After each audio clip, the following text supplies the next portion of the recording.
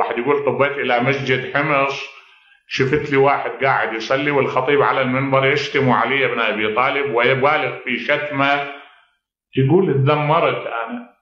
علي بن أبي طالب أول الناس إسلاما، علي بن أبي طالب المجاهد دون الإسلام ودون المسلمين، علي بن أبي طالب فرد شعلة من العطاء، شعلة من الهدى، من العطاء، من الفكر.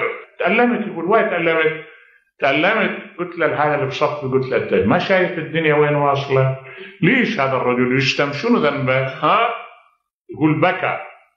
ليش تبكي؟ قال لي والله يا أخي الناس ما حد يسلم من ألسنتهم، لو سلم منهم أحد لسلم منهم أبو محمد. منو أبو محمد؟ قال لي الحجاج يرحمه الله.